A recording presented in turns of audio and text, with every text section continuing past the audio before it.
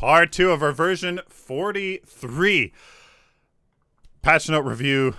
It's been a hell of a ride, guys. Go check out the other video for the overview and the hero balances. It's looking interesting. I share some of my concerns and some of my things that I'm very excited about. But here we're talking about the game mode, the economy, and the cards. There's so much stuff changing.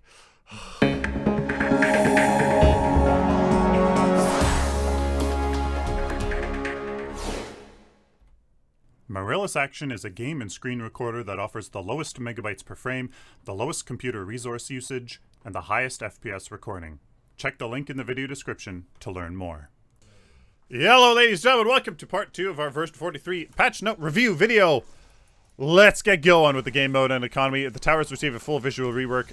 Oh, they look absolutely fantastic. Check this out. Check out. Where is it? Where is it? Right here? Check that out. Check it out! And then the Dawn. Where's the Dawn? The Dawn Tower, much the same. Oh, it looks so good, guys. Those are towers. Those are proper damn towers, man. So they removed the Amber Link, guys, replaced by the green buff camp. The previous green buff camp location has been replaced with an additional white camp. My thoughts on this is, guys, it's just a stepping stone. It's just a stepping stone. It's a stepping stone to something else that they want to be very immersive and just something else, okay? That is hopefully better than what they had previous. So it's just a stepping stone. You can't make judgments. We have no idea what they're doing. So there's no point of wasting your breath talking about it because we have no idea what they're changing. So they could add buffs to these little to these big white minions now that we have. They could there could be a dunk mechanic. I don't know. We'd have no idea. So just wait for it till they give us more information to pass judgment on this. Okay? That's simple as it is. Gives Severug it's probably what 6 times 3 is 18, whereas before it was 4 and 2 was 3 and 2 is 5 times 5 is 25. Yeah, so there's still less minions, but still nothing. Anyways, let's continue. Gold drip. Increased passive gold drip per minute from 288 to 390. Basically, that means we now get 3 extra attribute points by the time 35 minutes hits. So by the time 35 minutes hits, we now get 3 more attribute points than we did before. Yeah. Okay. Whether the jungle through the Amber Link gave that, I have no idea. But 3 attribute points, I'll take that. Also, they increased the speed at which drip is gained from 5-second intervals to 1-second intervals. I really agree with that. When you're back at base, you want to know, like, you want any gold that's sitting there that has your name on it, you want it now. Like, you want it now so that you can get it, and you can, you know, get that next card if you're right on the edge.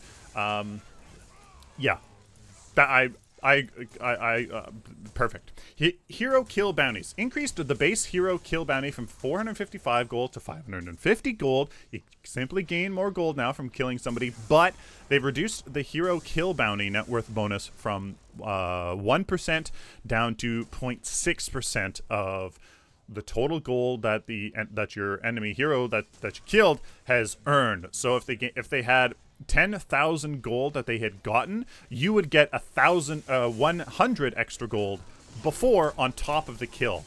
Now you only get 6%, so you get 60 gold on top of the kill bounty from them who have earned 10,000 gold. So essentially, you get more gold from killing somebody now, but in the late game, you get a little bit less. Because late game, you got a ton of gold gain, so that will kind of like... Basically, they say that these changes will result in increased economic value of kills early game, which is good, while reducing the late game. So, I like that. In the early game, it just gets you going. It gets these builds going. It gets the interesting part of the whole card system going. I really like that. Increased jungle camp economy. So, white camps now will always spawn a large white minion prior to reinforcing with up to 2 small white minions. Increased reinforcement time from 60 seconds to 90 seconds. I don't necessarily understand this. Now, will they say that it will always spawn a large white minion prior to reinforcing with up to 2 small white minions. So, will those 2 small white minions never reinforce if there isn't a white minion there? Will you always want to keep your large white minions available until there are 2 minions there? Because if you kill that large one, you won't be reinforcing it. I'm not sure I understand the language here. It's not very clear. You know, so, you know, if you don't have 2 small white minions, don't kill it because you want those to spawn, or will those reinforcement minions always be going every 90 seconds, but the large minion will be every 1 minute? I don't get it. Please let me know down in the comments. I'll pin your comment that, you know, if you actually understand this and it's correct, I'll pin your comment. So please let me know what the heck it's going to be, because this doesn't make any sense to me. White minion, the large one grants 150 gold, grants 42 XP. And the white minions, the small ones, grants 50 gold and 15 experience. So, I don't know. Let's do some math. Okay. Since I don't really understand what is happening, we're just going to make an assumption here that the reinforcements won't happen if the large minion isn't there. They probably do, but let's just go with that worst case scenario, because if it's not that, then it's less than this. There's a 200 gold delta in a 3-minute period. The reinforcement time here is increased from 60 to 90 seconds. So to get 1 white minion and 1 large and 2 small, you will have lost 200 gold in potential instead of if you were just to kill the white minion every minute. Basically, you'll lose 200 gold from not killing the white minion 3 times, and instead letting that white minion spawn, and then the 2 small minions get there as well. So, I don't know. If that's the case, then fine. If it's not the case, then you lose out on 50 gold? Math in my head? 50 gold you'll lose out on? I think? No, because then you wouldn't be waiting, so that's anyways. It's gonna be some amount. Let me know down in the comments how that works out. Green buff, increase the gold bounty from 150 to 200, and increase the XP bounty from 40 to 45. Gonna be a little bit bigger part of that jungle farm. And the gold buff increased gold bounty from 204 to 225. Yeah, maybe it didn't do very much before. This just gives a little more incentive for, you know, people to get it, the carry to get it, maybe the support to get it. Who knows? Black buff, they replaced with it the orange buff. Now it's the orange buff for better visibility within the environment and minimap, just so you can actually see it. With the nice new art and stuff in that river, maybe it's a little bit darker, all the textures and stuff, maybe it's a little bit hard to see. So now it's orange, but it's the same thing. Orange buff gives you percentage of your basic attack damage over time. There you go. Orb Prime has been changed a little bit. Removed the root ability. Yeah, maybe it didn't too much. Maybe it didn't do much. Maybe it's a cure to kill or two every once in a while, but they got rid of that, and now they added a more damage focused ability, a more AoE damage focused ability. Prime Helix launches 10 slow-moving homing projectiles into the air, which distribute themselves evenly amongst all enemies nearby Prime Helix. So if there's both teams, then each hero gets 1. If it's only 1 team there, each hero gets 2. And if there's only 3, then I guess they get 3 and 2 gets 3 and 1 gets 4. So, hey, that is a deterrent to, you know, do Orb Prime with less people. If you're only doing it with 2 people, ugh, 5 of these projectiles, youch. Maybe that is going to be something that really, you know, maybe this is a way to make sure that the entire team does it. If you choose to do it solo, if you're a Chimera and you want to go for it, well, you're gonna have to deal with 10 homing projectiles. So you know what? I really, really like this change. Really like it. It's gonna, hopefully, if the damage is significant enough, be able to make people, you know, not able to do it all at once.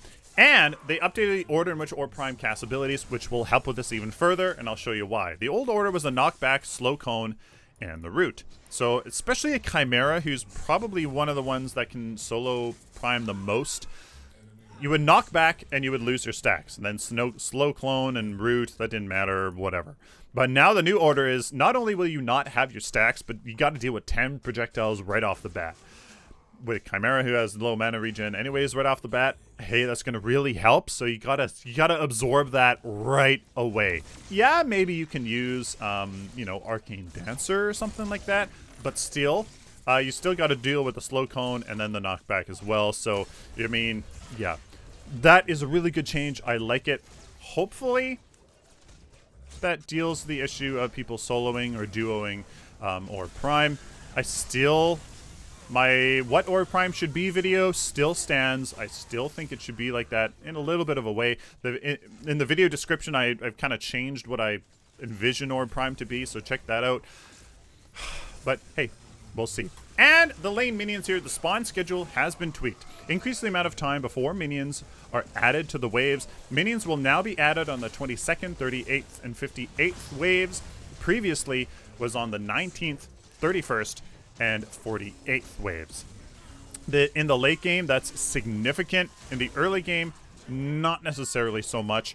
I agree with that. In the late game, it was just ridiculous how many were there. So now it's going to be like, yeah, you get a little bit more time in the late game, but once that late game hits, yeah, you're going to need wave clear. And now we move on to cards and gems. Just remember, these are all based on level 1 card values, only affect, like, so this is PvP numbers. In PvE, when you level up, the changes will also kind of be reflected relative to the base stats. So, Awaken the Emmerich just fixed an issue where heroes would deal extra damage to converted minions. That's not good. And also, the towers would target the hero after using Awaken the Emmerich directly under tower when minions already attacking on it. Just probably some weird coding in there with the conversion, stuff like that. So, Devastation! Cursed card, reduce the power from 7 to 4. The cursed cards are probably a little bit too powerful in the early game. But it still scales a little bit into, like, at least Devastation here, a little bit better. Increase the power per structure destroyed from 3 to 4. So with, you know, with 9 structures, you know, giving you 27 power previously, now it's going to give you what?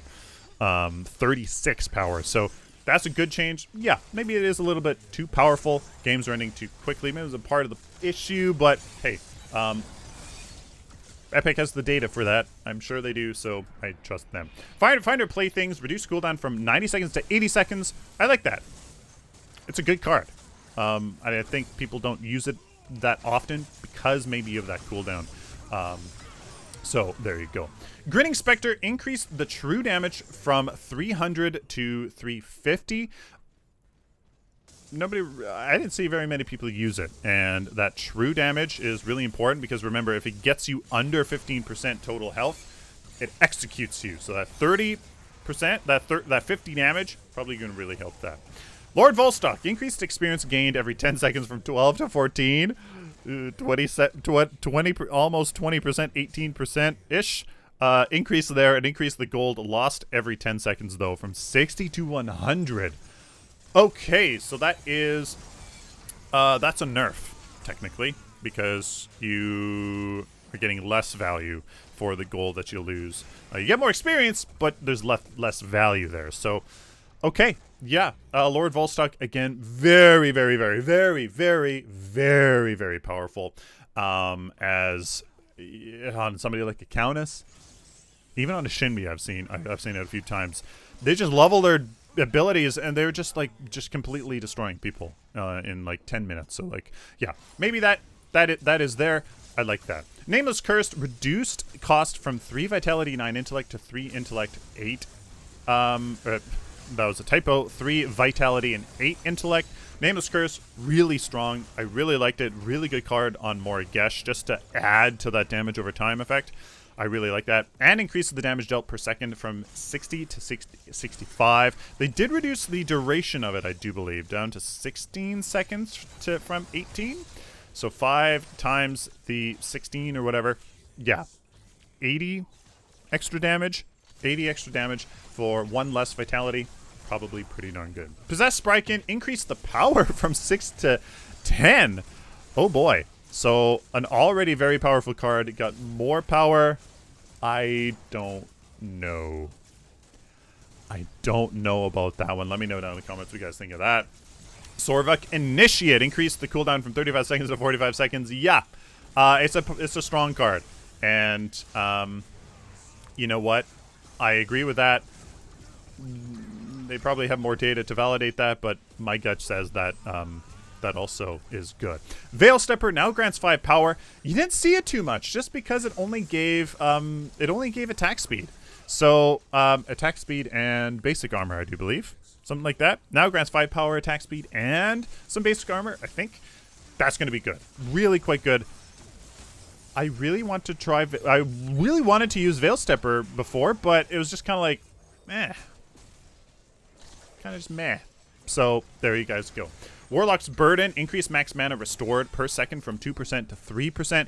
You took 3% health per second to restore 2% health. Now it's an even 3% to 3%. So Warlock's Burden is actually really good, guys. It's really good. I used it on Phase to great effect. Even Rampage, if you didn't want to get the damage mana reactor gem. It was a great card. Don't underestimate Warlock's Burden. So that's probably going to help, to be honest with you. Wound Seeker increased power from 16 to 19 and increased the attack speed from 18 to 21.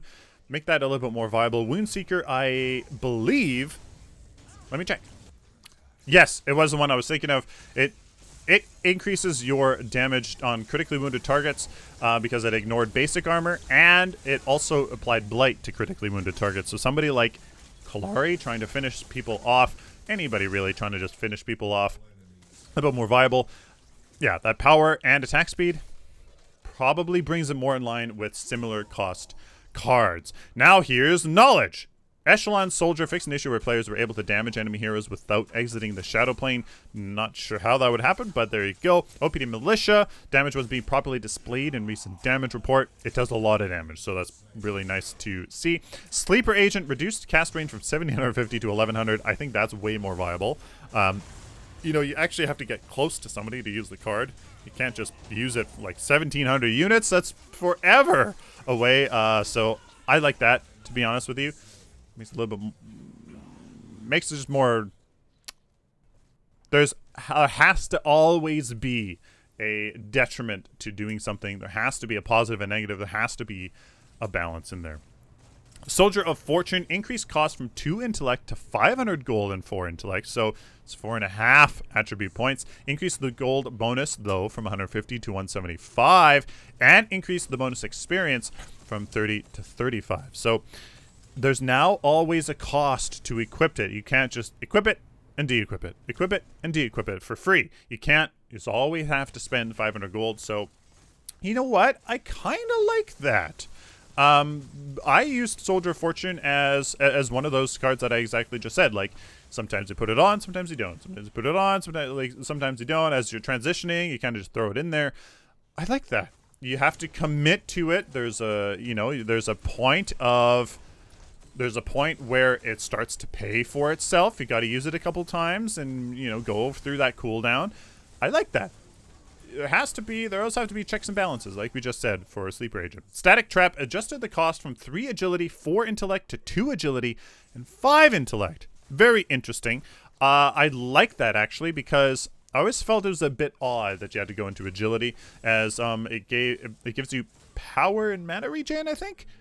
I like that. Really do like it. Same overall attribute cost, but makes it more focused on who it's kind of meant for / what builds you're going for. Supply Sergeant, I very rarely saw it increase the mana restored from 125 to 150. Maybe that will help it. Let me know down in the comments, who do you use Supply Sergeant for? I don't use it at all. So, Thaumaturge fixed an issue where Thaumaturge was gaining incorrect mana bonus and could gain unlimited stacks. People were leaving comments in the section below where I was like, hey, it sometimes gains unlimited stacks. And I was like, okay, probably shouldn't be like that. So there you go. It's now working as intended. And Wetware Virus now launches a homing projectile on activation instead of being instant cast. Wetware Virus, very good as a pseudo-support-y, well, a pseudo-support-y tank going into the intellect field. Really good at slowing down a enemy carry or something like that and reducing their damage. Now, there's just a little homing projectile, so it has to... There is a time. Doesn't happen instantaneously. Crippling Glare now launches a homing projectile on activation instead of being instant cast.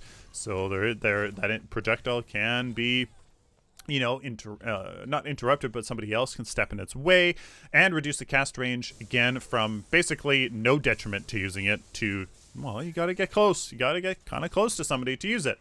I really do like that. I haven't necessarily used Crippling Glare. I found the stats it gives you and the cost kind of be a little bit at odds. So let me know down in the comments, how do you see Crippling Glare being used appropriately, maybe? And Gates of Salvation card has been re-enabled. Fixed issue where all functionality was lost after death. Yeah. I really like the idea of Gates of Salvation. I really question as to its viability and who's it's for and what scenario. Like, the healing is great. And, you know, getting it and only it is great. It's just, you know, Muriel, she can mitigate the damage, so great. So then you only have to deal with sustained damage. But does Gates of Salvation give enough health back quickly enough and more often enough to deal with that sustained damage? I don't know. Let me know down in the comments again. Godmother Vigilant fixed an issue where the elevated effect was calculating incorrectly, granting too much health. That's good that they fixed that. And Lightstep Vanguard reduced cooldown from 100 seconds to 60 seconds and reduced the channel time 4 seconds to 3 seconds. That is the teleport, structure teleport. That is actually viable now, to be honest with you. 100 seconds just not, it simply wasn't viable enough. It was great to get back into lane, but that was basically it. There wasn't enough time. Now you can maybe use to get back into lane and rotate somewhere else. And then the channel time, just simply too long. So, Growth, Apex Predator! We have a video to redo. Increase the power per stack from 0.6 to 0.75. Increase the ability armor bonus at max stacks from 18 to 24. So that actually makes it a little bit better than half of a health tank card. A little bit better, so that's good. But they reduce the max stacks. So what this tells me is that you get the ability armor a bit quicker, which is good because it really did take into the true late game to kind of happen. But the power will same. Yep. So 60% of 50 is 30 and 75% of 40 is 30. It's the same power. It's just you get it quicker. And that is good. It really did. 50 stacks was a long time. Even if you were really on top of it, it still took to the 20-25 minute mark, and realistically the 30-35 minute mark, which was after a lot of games would end anyways. So that's really good and reduce the cooldown. So now you can theoretically make it happen in like probably what, 4 minutes, if my math in my head is correct theoretically, but like still that's not going to happen. And the biggest thing about it was that the stacks are being lost in death. Apex Predator, get this card. If you're going for a growth scaling into the late game with Growth Totem, Apex Predator, what else? You get this card. It's fantastic. Power and ability armor. Now you can get it quickly. Oh, it's good. It's good. Flame Possession fixed an issue where Flame Possession stacks were not being lost when discarding the card. Now it's working as intended. If you want to keep that card, if you want quick farm, if you want quick drive-by raptors, you're gonna have to keep it. If you want to really secure Orb Prime, you're gonna have to keep it. And you know what? I'm not sure if that's worth it anymore. Drive-by raptors, that does seem compelling. Securing Orb Prime, yeah, maybe that does save the game. But for the other 95% of the time, I don't know. What do you guys think? Highwayman. Fix an issue where Highwayman would grant gold when damaging yourself. Now will only grant gold if damage is dealt to an enemy hero. Perfect. Yeah. It was. I don't think that was a healthy interplay. So there you go. Highwayman working as it really honestly should. Mother Tree was really strong. Reduced base health regen per second from 4.4 to 2.2. It was just really strong. Gave no incentive to the lifesteal gem.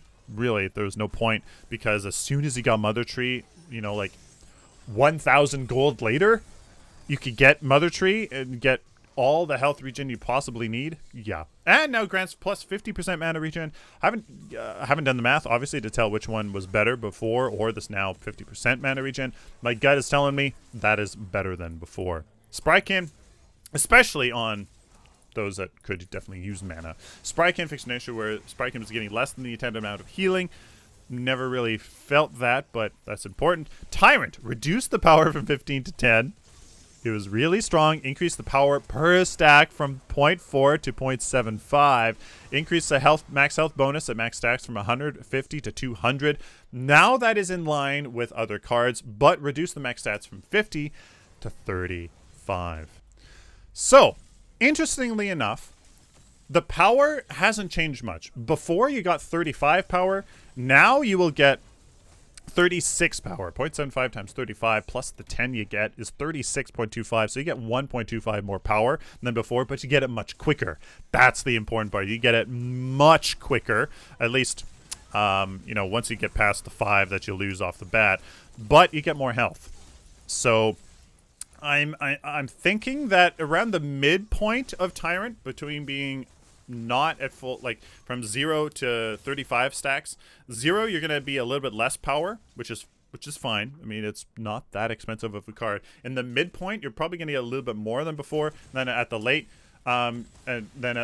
point, you'll just kind of be that wee little bit more than before. But you get more health. So Tyrant, I don't know. I think it fulfills its purpose better. It's not as powerful right when you equip it, which is fine because it was really powerful. And then when it actually gets to max stats at an appropriate time, I do feel like, and then you get more health from it. Solid. Tyrant, really solid card. You can actually, you know, get those stacks, you know, before the 25-30 minute mark, which is when, you know, the match is ending. So interesting idea. Let me know what you think about Tyrant. Unbroken Spirit increased the power from 13 to 18, so it's now more of a damage card, which is interesting because it only costs 3 agility and 9 vitality, but they reduced the max health from 480 to 360. That 3% health back per second after you take hard CC. Really strong. So this kind of helps that max health department, but increase the power. I kind of don't like that. Brawlers, bruisers, tanks deal too much damage now as it is, to be honest with you. So I don't know. Not sure if I'd like that, to be honest with you. Vital Waters reduced the max health from 325 to 265. It gave a lot of health, so that's probably more in line. And fixed an issue where Vital Waters allowed Zings to gain twice the intended benefits. Yeah. I'm very glad that that's changed because it was really strong on her. Chaos! Blitz Rush reduced the cooldown from 60 seconds to 25 seconds. 25-second rush forward. It's only 1,000 units anyways, or not even. Maybe something like that. So now you can use it pretty much all the time. Yeah, use it to get back in lane. Like, get it. Pfft. Go to town. Only costs 2 knowledge and 2 agility. Great. Get it. I mean, 25 seconds of blink around. Really quite good. Plus, of course, if you get the kill, you can that resets the cooldown. Compensator Rig increased the amount of damage dealt from 1 per 60 health missing to 1 per 55 health missing. Remember, that adds up. Every 5 health, you know, that 5 health difference really adds up over time. Somebody like Severog, Compensator Rig, who's going to have a ton of health, can use this a lot. Somebody like Greystone can use this card twice. He essentially uses this card twice. So, Greystone, get Compensator Rig, guys. on somebody like Sevarog. Get Compensator Rig, especially with the Ferocity Gem, so that not only is he going to deal more damage the more you hit him, but he's going to attack faster the more you hit him. Oh, that is scary. Don't get on Kwong, because the whole point of him is to stay high because of his lifesteal. Well, I mean, you can get it on any card, whatever, but there's just my 2 cents. And Deathcrawler, Mighty Strike attack will now be removed on basic attack, regardless of if you hit a target. I agree with this. It was too guaranteed. That 300% extra damage you deal has to come at some kind of a cost, you know, and that cost should be your accuracy. Really like it. It's now more skill based, more in line with what it does. Just that's just my opinion, I think. Dune wins. Increase the max health cost from 100 to 150. Reduce the power per stack from 8 to 7 and reduce the attack speed per stack from 7 to 6. That is huge. That is huge. So that health is, remember, 100, 200, 400, 800, 1600, now it's 150, 300, 600, 1200, 2400. Yeah, that's going to be a big change. And remember, that also cuts down that stack because that doubles. That's huge. It's at 8, 16, 24, 48. Now it's 7, 14, you know, 28, 48. Like, it really adds up. So I like that. It was a bit crazy. It was a bit crazy what Dunewids could do. And I like that. I don't think crazy gameplay breaking cards should exist. It should be gameplay. It could be gameplay changing, gameplay nudging cards, not gameplay defining cards. Pressure Hunter, increased bonus damage per vitality point difference from 2 to 2.5. I like that. You know, if somebody has 20 points of difference, that's 10 extra damage. 10 extra damage goes a long way in extra damage from before. That really goes a long way. I like that. Riot Sapper, increased current mana removal from 20 to 25%. Probably brings that more in line. Really, use that on your Bellica, guys. Use it on your Bellica. Nitro Boost no longer grants attack speed, now grants 8 power. Oh boy. This is going to be even more of a card you want in the early game as a carry, because power is so hard to come by in the early. I mean, not really, but that power, it's going to be really important. Absolutely get this card because you want that increased damage to poke down even just farming, to be honest with you. That's really, really powerful. What this also does is it makes the other card that goes along Nitro Boost, the one that gives you, I'm forgetting its name, that gives you bonus movement speed. It actually kind of validates getting both of those now, because Nitro Boost gave you attack speed, the other one gave you attack speed. Nitro Boost gives you movement speed, the other one gives you movement speed. So it's kind of like, why would I pick one or the other? I pick Nitro Boost just because it gives me exactly what I want it. Now it actually kind of, you can get the other one at the same time, and it makes sense. And you don't have to just go immediately for a power card because you have some power with Nitro Boost. Love it. Gives some more gives the chaos carry builds a little bit more interesting path now. Nuke Blood Mutant, increased buff duration from 6 seconds to 7 seconds, just so that you can keep those attack speed and movement speed stacks a little bit more. Profiteer, increased gold gain per enemy mini kill from 55 to 60, 10% increase. That's, I think we're gonna have to take a look at that in the math department, because I don't know if that's going to change it all that much. Reactor Beast fixed an issue where passive could activate when killing Aurora's Ice Clone. Interesting. Maybe... Oh, yeah. So, yeah, you wouldn't want that. So you could quickly turn on Aurora's Ice Clone, get that down, and have all your... I think I like that. It should be on true kills. Thorned Yomi card has been re-enabled. Fixed an issue where damage was not being reflected. Oh, boy. Because that was an issue... Yeah, so that's really important. Thorned Yomi, it was, you know, you were kind of banking on that damage. And when you're talking about banking on damage that could kill you, you really want that to work. I like that. Thorned Yomi was really, really, really crucial in dealing with 2 carry teams, even just 1v1ing a carry or high damage target or countess. Really, really important. Really happy that that happened. Unstable Cyborg! Freaking nerfed! Reduced range from 1500 to 700. Yes! Add increased cooldown between activation 0.4 seconds to 0.5 seconds. Guys, that's huge. That is huge. That is reducing the DPS by 25%. Reducing the potential, anyways. Potential damage from by 25%. And then if you, because of the area, I mean, I don't care about that math. That's a huge, huge nerf. At least in potential. I mean, if you're within 700 units and you're still I mean, that's still a lot of damage. But that's fantastic. It's Unstable Cyborg, yeah. So, I mean, now it's meant more for Brawler Bruisers, right? So you can jump in there and get close to somebody. And then with that activation time getting increased, I really like that. Unstable Cyborg is just too good.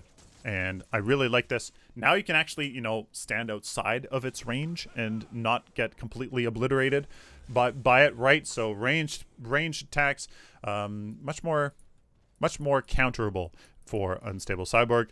Love it, love it, love it.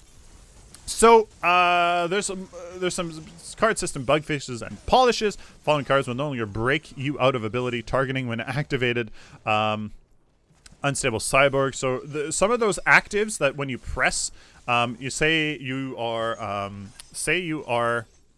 a Gideon and you wanted to use Corrosive Walker right before your Cosmic Rift.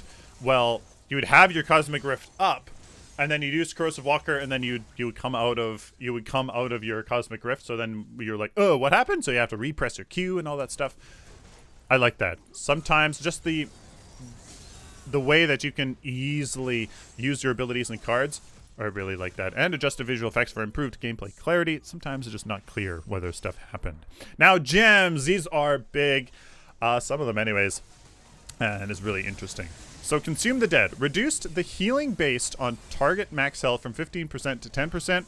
When you add up Consume the Dead over especially late game minion waves, which are now smaller, it really added up. You could consume the dead an entire minion wave and just be like full health. It was kind of crazy. Not very used all the time, just to be honest with you. People really underestimated it, but now, yeah, it'd be a little bit more in line. Healing Towers fixed an issue where a tooltip displayed as just mana regen instead of 20% mana regen, so it's now reflected. Improved Killing Blows. I want to do the math for this one. Increased bonus gold per minion from 5 to 6. Hey, 20% buff. Is that enough to change it? Jungle Lifesteal, nobody used it. Is increased flat health restore from 4 to 5. Is that worth it? Especially with quick exit being reduced in its effectiveness. You could just fly across the map out of base. And everybody used it. Like, it was just, everybody used it because it was just really good. And because there wasn't really that much options, right? Now, maybe there is. You know, Jungle Lifesteal, yeah, maybe you don't need it, you know, maybe you don't need it after the 3-minute mark, but what that does allow you is maybe to go into lane, take some damage, go back into jungle, and actually restore your mana instead of just, you know, mitigating the damage from minions. So, I don't know, maybe that is something to test out here with the Jungle Lifesteal, with Sevarog gonna be coming back. Maybe, you know, he can really use that and gank and take some damage and stuff like that. Who knows? And Relentless Pursuit is kind of dumb. Reworked, now reduces combat slow penalty when attacking by 50% instead of removing the penalty entirely. So what this is going to do is probably right now you can probably attack somebody, depending on how close they are, I don't know, 3, 4, 5 times before they get out of your range as a carry, say. Before, you could just run them down across the entire map, and it was kind of dumb. To be honest, it wasn't good gameplay in my opinion. Now, instead of, you know, 4, 5, 6 attacks before they get out of range, maybe now you can attack them 6, 7, 8 times before they come out of range, which is better than running them down across the whole damn entire map. I like that. At the high elos, everybody used Relentless Pursuit. Pretty much, that's what I noticed. So now, at least maybe people will consider other damage dealing abilities or damage dealing gems, which is kind of the whole point of a carry. I like that. So there you guys go. Now we'll go on to chests and stuff that we'll do very quickly. Chests now have normal rewards, cards and gems, and one special reward. Keys and chests are now considered a special reward. So you can get some chests with that you can also get chests with and keys. Skins and emotes found in the chest match those found in the store now, so you can get skins and emotes in chests. The chance to get a gem has been doubled for all normal rewards. You like never got a gem, so that's really, really good because gems are really gameplay defining. If you don't have a lifesteal gem, if you don't have if you don't have mana reactor, well, that one maybe not so much, but it was really, really, really gameplay defining for people. And besides the fact that everybody should get all the cards and gems right off the bat anyways, yeah, this will really, really help. So I really like you can get chests and keys now from chests. Really makes them much more valuable. Special rewards differ per chest type. So bronze chest, 5,000 reputation. You can get 1 XP boost, rep boost, rare or epic card, and a silver chest. Silver chest, you can get a gold chest or rare or epic card. Gold chest, just more reputation, and a hero emote. That is amazing. And a hero skin, and a diamond chest, and a diamond chest. What the heck can you get? 50,000 reputation, a loot crate key. Amazing. Hero skin, hero emote. I absolutely love that. Really, really like that. So you can just get more from winning games, right? You can get more of that stuff that kind of connects you to your account, and just have some more fun with it. Yeah. Doesn't increase competitiveness, but it just increases the fun part of the game, which is still always important. General card unlocking is now operational. Absolutely, you can unlock cards you don't have with reputation via the inspect screen. This is just one small step to making the competitive battlefield equitable for all people. Yeah, it's not you know, it's not everybody has all cards and gems off the bat. It's not that, but it's a step closer to that reality. Hopefully, Epic realizes, you know,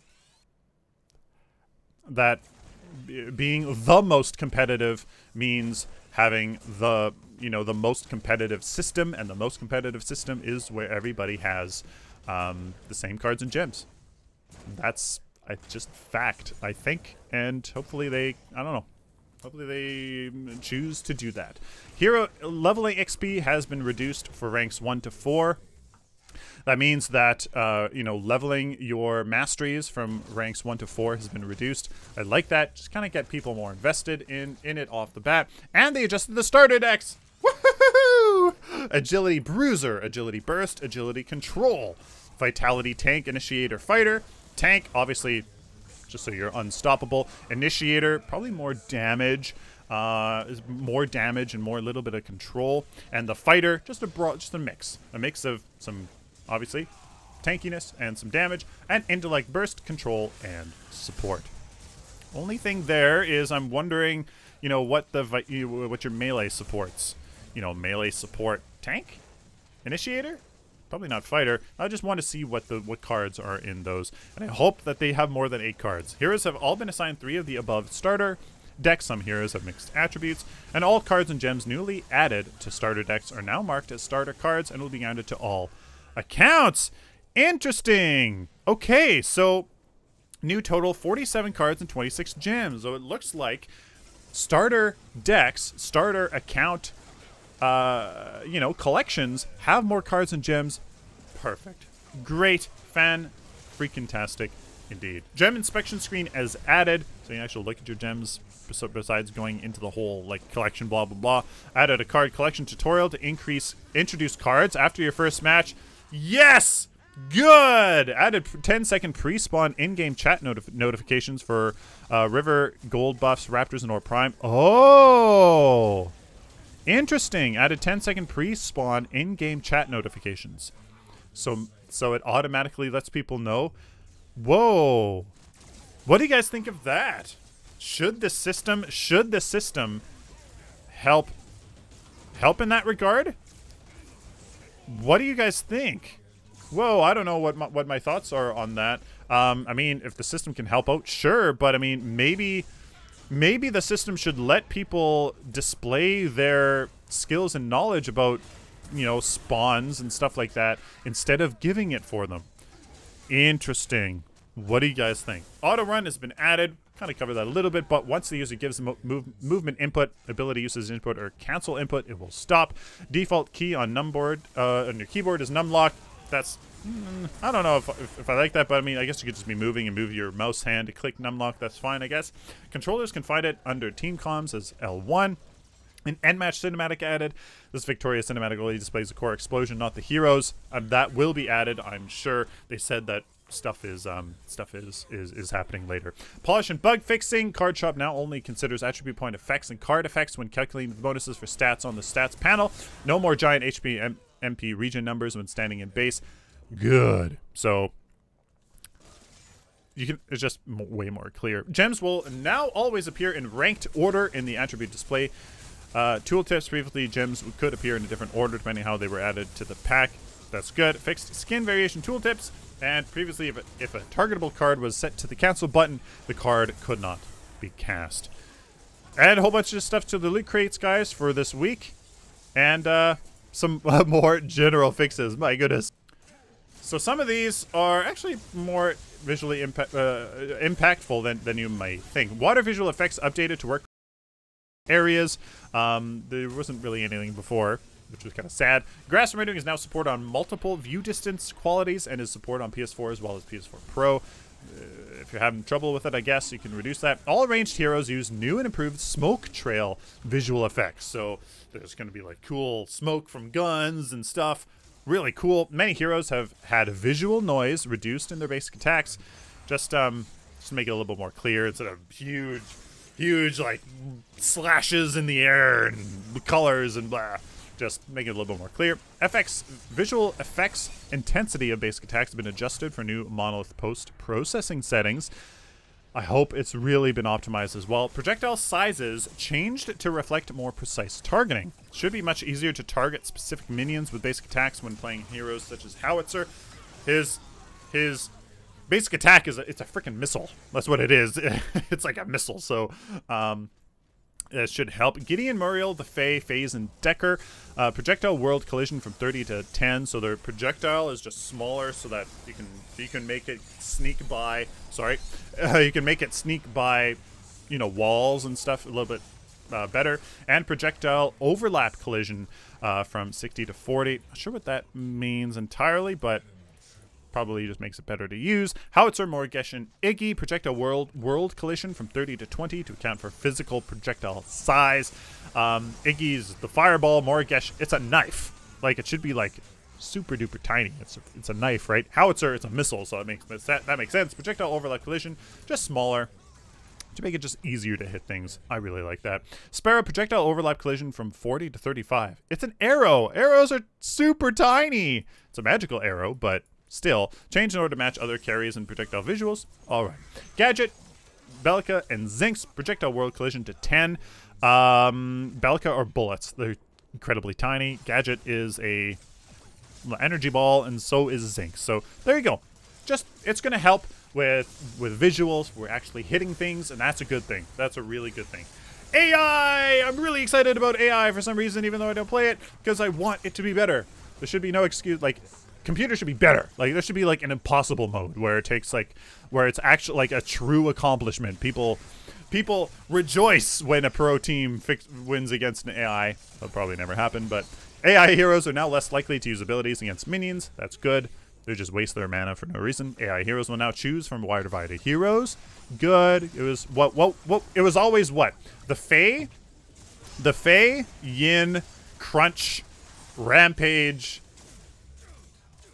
That's all I can think of. AI heroes will team comms more often. AI heroes will group up and push lanes more often. We'll try to take down OP buff during the late game when 2 or more enemies are dead and no towers are threatened.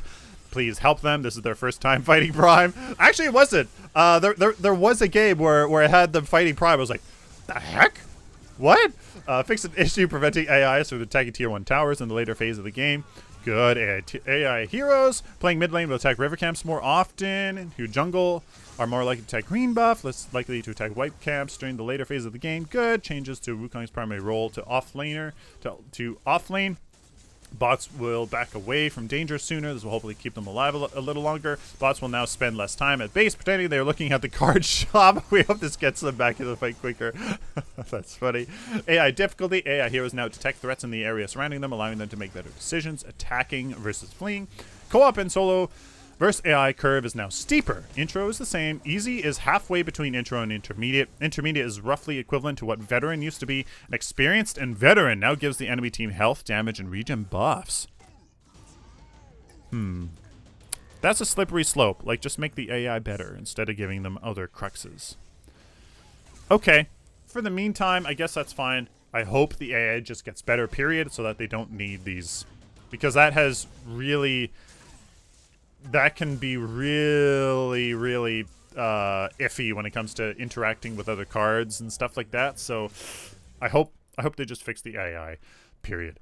And we're done! There we go! Oh, what a change! We have so much math to do with the cards. We have so much stuff to do. Very exciting. I am finally, absolutely, very much excited for the future of Paragon. The past couple weeks have been the lowest it has been, in my opinion. For me, personally, for me, it's been it's been its lowest point, and as a community, I think it has been its lowest point as well. Epic says the data isn't there to support that, but I don't know. I'm not sure if that's true, I guess. So, guys, let me know down in the comments what you guys think. Incredible. Woo! I'm excited.